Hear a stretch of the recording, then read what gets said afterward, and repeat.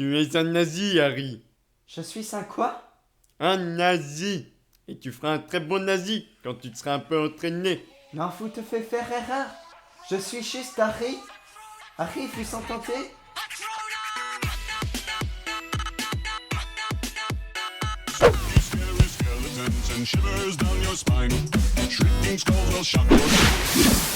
Salut et bienvenue dans Spoil, l'émission qui vous spoil tous comme des gros chacals. Au programme aujourd'hui, le spoil d'Harry Potter à l'école des sorciers. Attention, ça va aller très vite. Le film débute alors qu'un vieillard sénile nommé Dumbledore fait joujou avec son briquet magique.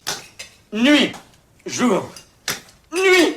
Il est accompagné d'une mémé qui peut se transformer en chat. Il tape la causette sur un petit bonhomme qui deviendra célèbre. Vient ensuite un géant sur une moto volante, avec ce même petit garçon qui a une cicatrice en forme d'éclair sur le front à son bord. Jusque là on est tous d'accord qu'ils sont tous tarés dans ce film.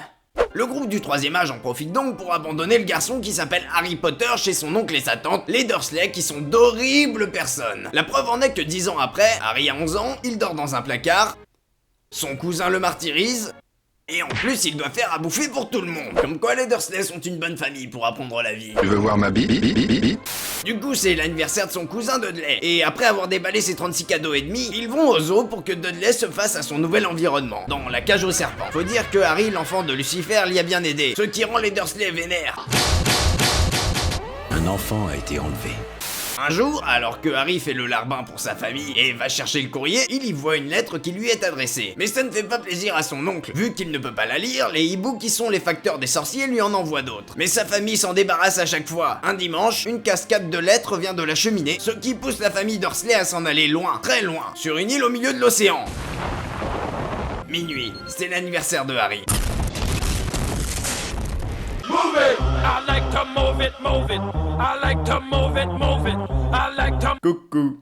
Le gros monsieur qui vient de rentrer par effraction, c'est Hagrid, le géant qui a emmené Harry en maison de correction quand il était petit. Après avoir mis une de ses quenelles aux Dursley, il révèle à Harry que ses parents ne sont pas morts dans un accident de voiture comme son oncle et sa tante le lui ont dit, et qu'ils se sont fait canarder par Voldemort, un mage noir qu'Harry a lui-même anéanti alors qu'il n'était qu'un bambin. Ensuite, il l'informe qu'il est accepté à Poudlard, une école de sorcellerie. Ça fait beaucoup encaisser quand tu viens d'avoir 11 ans, non? Après avoir fait pousser une queue de porky à Dudley, ils vont à la banque. Viens, Harry, on va chercher de la thune dans ton coffre-fort. J'ai besoin de me rincer le gosier. Ah, et puis, le paquet que je suis allé chercher, c'est hyper méga top secret. Donc je te fais confiance, toi, un gosse de 11 ans, pour n'en parler à personne.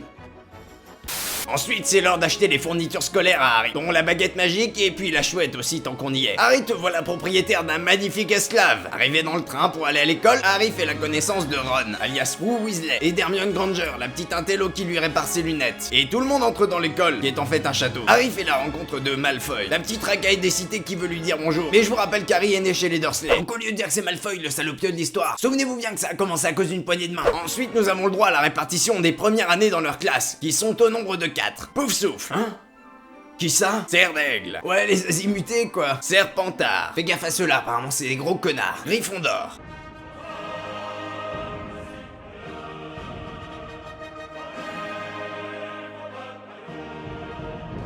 Malfoy est envoyé chez les racailles et Harry, Ron et Hermione chez...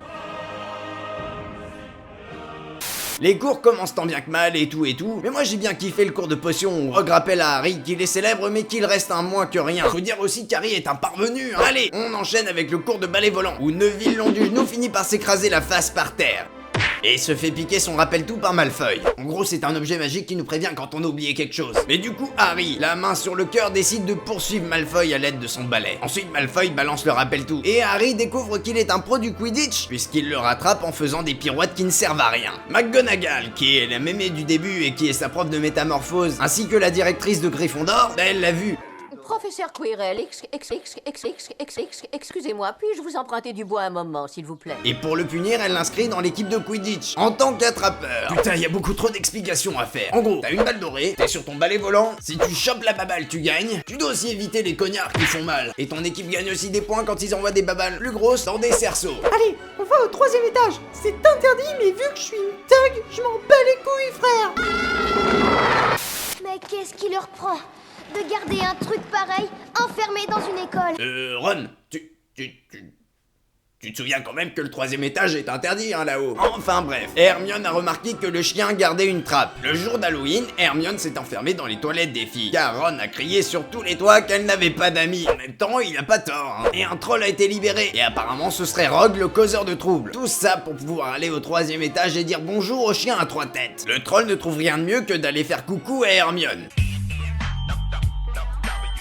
Mais bon, Harry la sauve à coups de baguette dans le pif du monstre, parce que la magie c'est pour les petites bites. C'est l'heure de la partie de Quidditch. Bon, rapidement, Harry perd le contrôle de son balai. Ron et Hermione voient Rogue faire des incantations, mais ils sont bigleux parce qu'ils ne voient pas Quirrell, leur prof de défense contre les forces du mal, faire la même chose. Oh, je viens de vous spoiler la fin. Donc du coup, ils foutent le feu au cul de Rogue qui va perdre le contrôle de son incantation. Et pareil pour Quirrell du coup. Harry reprend le contrôle, avale la babale dorée et fait par conséquence gagner son équipe. Les 3 compères vont révéler leurs soupçons sur Rogue à Hagrid. Mais ce dernier leur dit de se mêler de leur cul. Mais il leur balance quand même que ce que garde le chien a un rapport avec Nicolas Flamel. Le jour de Noël, Harry a comme cadeau d'un inconnu une cape d'invisibilité qui aurait appartenu à son père. Fais-en bon usage.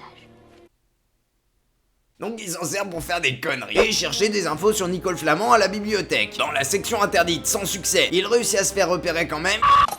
Il s'enfuit, il entre dans une salle dans laquelle se trouve un miroir où il se voit en compagnie de ses parents. Il passe un peu trop de temps dans cette salle, donc Dumbledore arrive et lui dit que le miroir nous montre ce qu'on a besoin de voir, ce qu'il nous manque pour être heureux quoi. C'est une sorte de victimisation en fait. Après les vacances, Hermione leur dit qu'elle avait un livre qui parlait de Nico depuis le début en fait. Celui-ci leur apprend que c'est le créateur de la pierre philosophale, pour être immortel quoi, et apparemment c'est ce qui se cache au 3e étage. Un soir, nos 3 branleurs vont voir Hagrid et découvrent qu'il est en train de faire éclore un œuf de dragon. Ils décident d'appeler ce dernier Norbert. Hagrid est encore une fois plus con qu'on ne le croit puisqu'il ne met pas de rideau à ses fenêtres et du coup Malfoy a pu les voir avec le dragon. Et je vous le donne en 1000, c'est interdit à Poudlard. Du coup il les balance hein. Le dragon sera renvoyé en Roumanie et nos jeunes délinquants iront en retenue avec Malfoy. Ben oui, il se baladait dehors pendant la nuit ce petit con. Leur retenue se situe dans la forêt interdite. Ils aiment enfreindre les règles. Ok, bon bah on va soigner le mal par le mal hein. Là-bas, Harry se fait agresser par Voldemort qui ne survit que grâce au sang de licorne. Mais bon ça va puisqu'il se fait sauver par Firenze, un centaure de la forêt.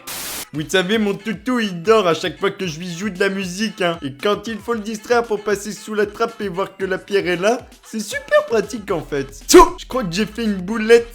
C'est le grand soir. Après avoir saucissonné Neville le long de la prostate, comme un vieux chorizo, nos 3 petits margoulins s'en vont jusqu'au 3e étage pour empêcher le méchant Rogue de voler la pierre philosophale. Mais après quelques défis des plus fous dans lesquels Harry lâche lâchement ses compagnons, il se trouve que ce n'est pas Rogue, mais Quirrell, qui tente de voir où se trouve la pierre dans le miroir de la victimisation. Et en fait, la pierre, elle se trouve dans la poche droite de Harry. Quirrell, il sent l'embrouille et il enlève son turban. Il se trouve que Voldemort est derrière sa tête. Les deux essayent de tuer Harry en l'étranglant, mais à son contact, ils explosent. Voilà, c'est bien. Voldemort a trouvé la mort. C'est le banquet de fin d'année, le comptage des points des maisons. Les Serpentards sont en tête, les Gryffondors derniers, mais Dumbledore s'en bat les couilles et les Gryffondors finissent dans le classement parce qu'il fallait bien un happy end.